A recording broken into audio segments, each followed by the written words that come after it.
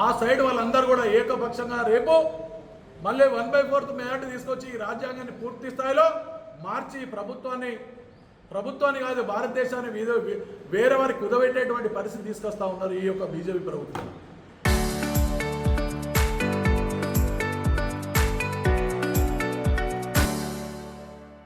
ఇలా ప్రపంచం మొత్తం చూస్తూ ఉన్నది, భారతదేశ ప్రజలందరూ కూడా చూస్తున్నారు.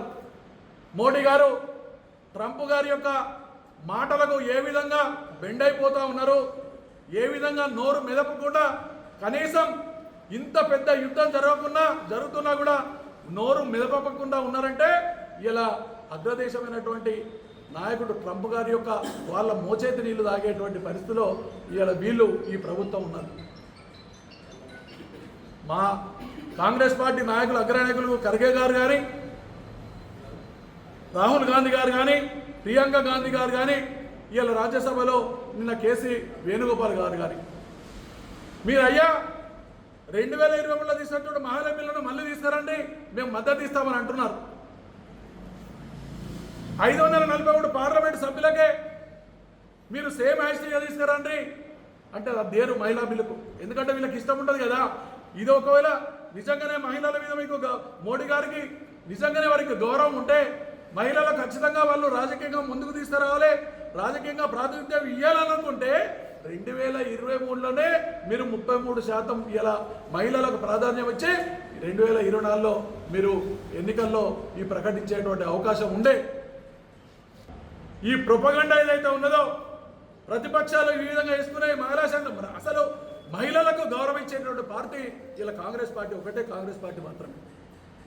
ఇలా ఆనాడు రాష్ట్రపతి నుంచి ప్రధాన పదవి కానీ ఇతరత్ర ముఖ్యమైనటువంటి క్యాబినెట్ శాఖలు కానీ ఇవాళ ఎందరో గవర్నర్లను చేసినటువంటి ఘనత కానీ ఒక కాంగ్రెస్ పార్టీ, ఎందరో మహిళలను ముఖ్యమంత్రులు చేసినటువంటి ఘనత ఇలా కాంగ్రెస్ పార్టీ. మీ చరిత్ర చెప్పండి. మీ బీజేపీ ఏదైతే మీ ఆర్ఎస్ఎస్లో కానీ లేదా కూడా మీ ప్రధానమైనటువంటి దాంట్లో ఎవరైనా మహిళలు మీరు పెట్టినటువంటి పాపన మీరు వేందా?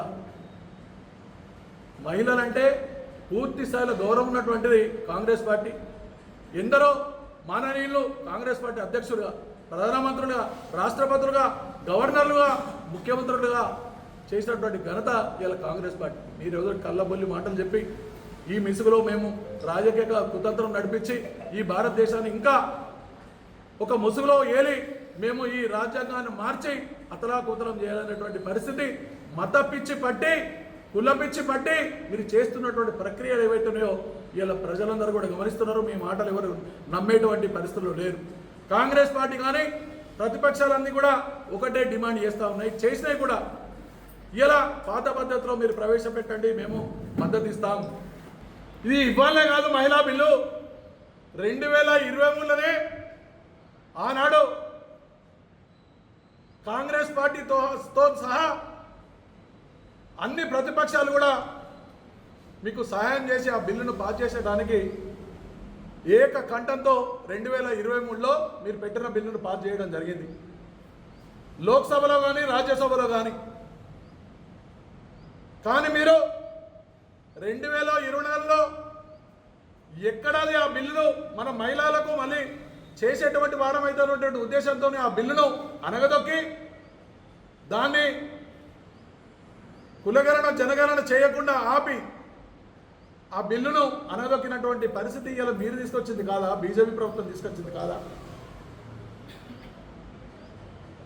అదే 543 పార్లమెంటు సభ్యులతోని పాత పద్ధతిలోనే ఇలా బిల్లు పెడితే మా నాయకుడు రాహుల్ గాంధీ గారు కానీ ప్రియాంక గాంధీ గారు ఒకటే విషయం చెప్పారు, మీరు పాత పద్ధతిలో అదే 2023 బిల్లును తీసుకొచ్చి పెట్టారు, మీరు తప్పనిసరిగా అందరం కూడా ప్రతిపక్షాలు అందరూ కూడా ఒప్పించి ఈ మహిళా బిల్లును మేము పాస్ చేయడానికి మా వంతు కృషి చేస్తామని.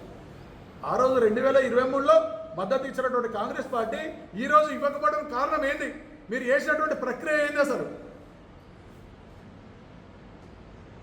జనగణన లేకుండా ఈ భారతదేశంలో ఏ కులం ఎంత ఉన్నది, ఈ ప్రజానికం ఎంత ఉన్నారని కులగణన జనగణన లేకుండా ఎస్సీలు ఎంతమంది ఉన్నారు, ఎస్టీలు ఎంతమంది ఉన్నారు, ఓబీసీలు ఎంతమంది ఉన్నారని లెక్క తీసిన తర్వాత మీరు ఈ యొక్క పునర్విభజన కార్యక్రమం పెట్టాల్సినటువంటి అవసరం ఉంది.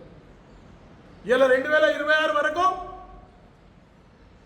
మనం ఏవైతే 2026 వరకు పునర్విభజన చేయాల్సిందో అప్పటి వరకే మనకు కులగణన వేసేటువంటి అవకాశం, జనగణన వేయాల్సినటువంటి పరిస్థితి ఉండే.